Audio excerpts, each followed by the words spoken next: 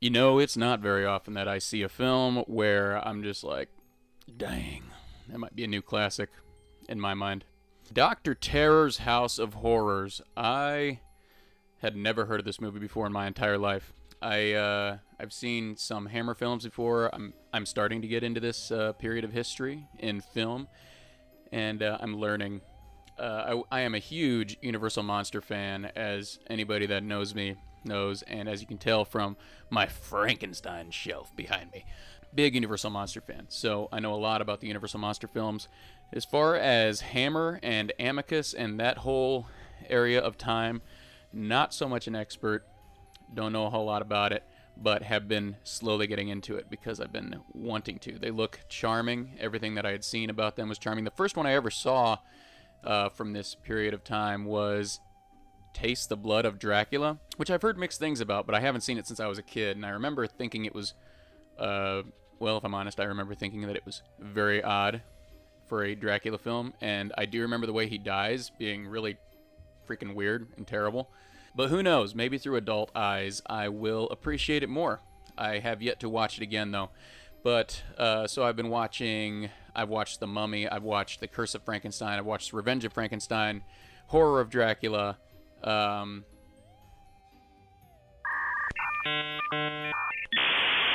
all I can think of right now. Obviously, I've seen some Vincent Price films as well from this time period. But, getting back onto the subject, Dr. Terror's House of Horrors was, like, I found it on this streaming service that I have just subscribed to. And I was like, and you know, it's got some good movies on it. It's got some really, like, low budget cheese movies on there. And when I saw this one, I thought for sure it was going to be another cheese fest movie. But it had Peter Cushing and Christopher Lee in it, you know. Not one or the other, had both of them. So I was like, there's got to be something to this movie if they're both in it. Usually I like their chemistry together. And boy, oh boy, oh boy, oh boy, oh boy, oh boy, oh boy, oh boy, oh boy, oh boy, oh boy, oh boy, oh boy, oh boy. I love this film. It is not a perfect movie, but my gosh, did I enjoy the heck out of it. I honestly watched it, and as soon as I finished watching it the first time, I was like, I don't think I need to watch that again for it to warm up to me. I think that might be a new Halloween season classic. But you know, my favorite books on the whole planet are Scary Stories to Tell in the Dark, that series. And this feels like it was ripped straight out of the pages of Scary Stories to Tell in the Dark. I really love, like, first of all, I love anthology films. I just think they're super fascinating, but rarely do I find one where, like, I enjoyed all the stories. Are all the stories in this one perfect? Nah. No, not by a long shot. But even the most flawed ones have so much, like, charm and are just oozing with so much, like, just everything Halloween, like everything spooky season, that I think it's redeemable in that way. And the fact that Peter Cushing and Christopher Lee are both in it, it's just like, just... But let's go ahead and go into these stories. The first one is called Werewolf. All these titles of the stories are like the most basic stuff ever. They didn't get creative with it at all. Even in the credits, it's just like werewolf, vampire, killer plant, or whatever that one's called. Disembodied hand. So yeah, titles are not very creative. But the first story is Werewolf, and it is a... it's kind of weird what they do. I'm not gonna lie. I'm kind of a werewolf purist, a werewolf and vampire purist. That's why the Twilight movies just infuriate me to no end.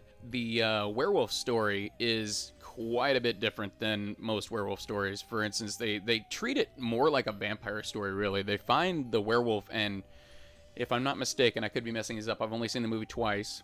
I bought it on Blu-ray right away. After I saw it on the streaming service, I was like, I must own this. So the first story, they find the werewolf, and it's like a body in a coffin, which is bizarre for a werewolf story. First time I've ever seen that. But basically, it was just saying they're saying things like, oh, this guy, he swore he would raise himself from the grave, and he would once again take on human form. And I was like, that's kind of bizarre for a werewolf story, but I enjoyed it. And my favorite part, I think, is the way they don't show the werewolf, like, basically at all through the entire story. They show, like, real quick glimpses of what just looks like a taxidermied wolf. And this is the thing with these films from this era. Like, they are so much cheesier than the Universal monster movies, and I kind of love it because the what you get is like blood that is just paint red. Like, actually, it is red paint. I'm 100% positive it's red paint. It looks terrible. So there's a twist in the end that I won't give away here. I'm not gonna do spoilers for this. Every review that I've seen on this movie, they get right into spoilers, and I'm just like, hey, I wanted a review with no spoilers so I could send it to my brothers and my friends and be like, hey, check this movie out, but I want you to go in without knowing the endings. So there is a twist that I won't give away. It's a pretty unique werewolf story. Is it great? No. But there are some very charming things about it, and I really, really, really enjoy it. Next up on the roster, we have, if I'm not mistaken, this is the one where there's a killer plant that has evolved basically to defend itself by basically murdering anything that it wants. So it's not really even defending itself, it's just going on like a killing spree, and it's killing everybody that its vines can reach. This one is kind of weak. Actually, I would say it's probably the weakest story in the bunch, but again, not without its charm. Like, honestly, it reminded me of, Stay Out of the Basement from Goosebumps. That's what it reminded me of, and I don't know, just the 90s kid in me was loving that. Kills the dog. Sorry, I will spoil that, because if you don't like watching the dog die, this is probably not the story for you. Go ahead and skip it. Actually, if there's any story to skip, you could probably go ahead and skip this one. The main character in the story, he doesn't even really do anything in the story. He just kind of is there. And then it ends pretty abruptly. The special effects are not great, but not terrible, honestly. I've seen some reviews of this movie where they're just like, oh, you can just tell it's somebody off screen holding a plastic vine. I'm just like, yeah, that's exactly what it is. Duh. I mean, I don't have much else to say about that. The third story is probably the longest, I think, or at least it felt like the longest. And I'll be honest, the first time I watched this, I was not into this segment at all. The second time I watched it, it grew on me a little bit. Basically, it's about a jazz musician that steals a song from some voodoo ritualists and brings it back to the States and plays it in front of an audience, and some creepy stuff happens.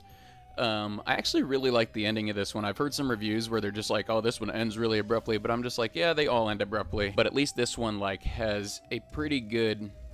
I feel like it was a pretty good jump scare. I enjoyed it. It was probably the creepiest of the jump scares in the whole movie, in my mind. I won't give it away. It's just the way that it happens. Like, it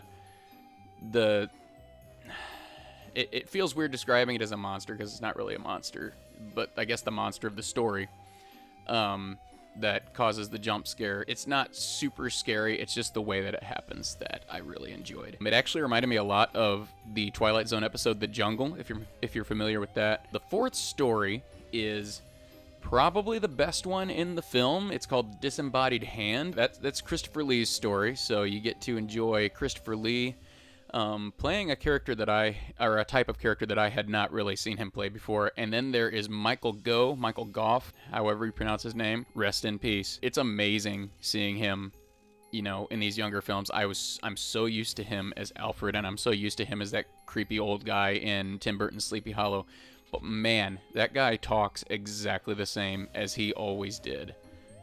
As an old man. I really don't even want to get into the details of the story, because it's so good. Basically, it's just like a ghost revenge story when it comes down to it, and it is so dripping with spookiness. I just loved it.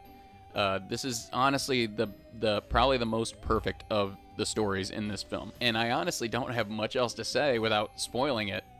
So just watch it, I guess. The last story, unless I'm missing one, hopefully I'm not missing one, but anyway, the last story, I love, I just gotta say, the last story is called Vampire, and I love how this movie is bookended. Starts with werewolves, ends with vampires, and a bunch of Halloween-y stuff in the middle. And the vampire story, a lot of people were just like, why didn't it end with Disembodied Hand? A lot of people that I saw online, I mean, they were like, why didn't it end with Disembodied Hand? Like, it should have ended with that one. That one was perfect. Why did it end with this lackluster vampire one? I think this is perfect. Like, you have Disembodied Hand just like amping you up, just like, oh, this is amazing. And then you end with this just like small kind of spooky campfire vampire story.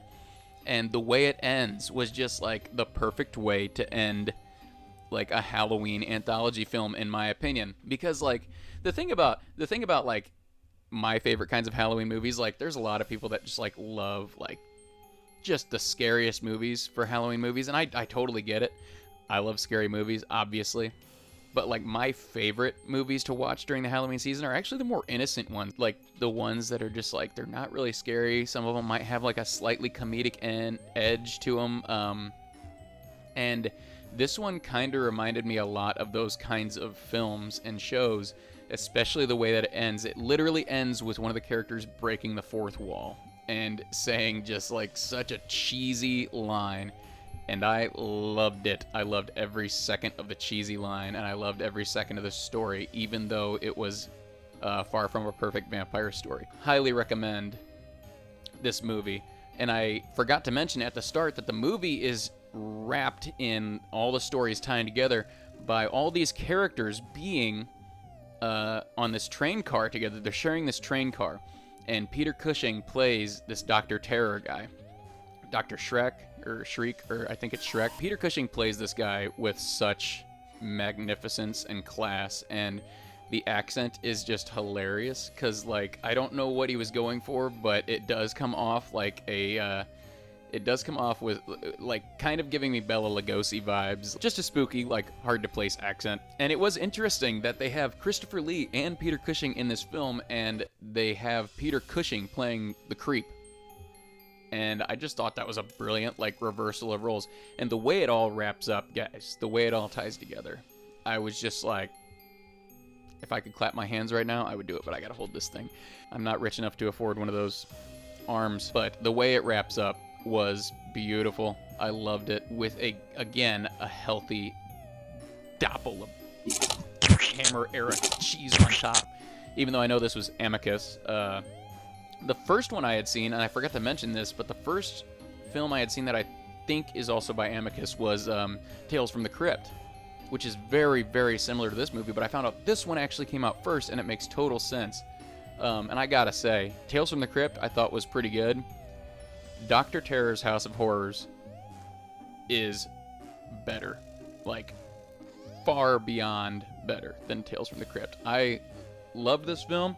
I don't know what else to say about it. I mean, I bought it on Blu-ray the next day. I don't do that very often. And I was like, I have to have this for when spooky season comes up. It's basically just super, like, Are You Afraid of the Dark, Goosebumps style, you know, with all the trappings that you love from this era of film, if you're a fan. All the super red fake blood, the cheesy special effects, but also like the genuine creepiness, the genuine creep factor, and the brilliant acting of Peter Cushing, Christopher Lee, Donald Sutherland, Michael Goff, and I forget who the others are. Obviously, this movie's worth a watch, and I would buy it on Blu-ray. I actually heard there was a 4K version that just released after I bought it on Blu-ray, so it was too late. But I was like, dang.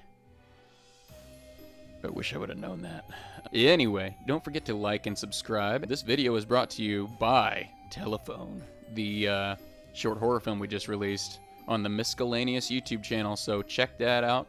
Also, we've got tons of scary stories that we tell on the channel. Not tons, but, you know, we're getting there. We're working on it, guys. We just started, okay? Give us a break. Got some slack. Anyway, bye.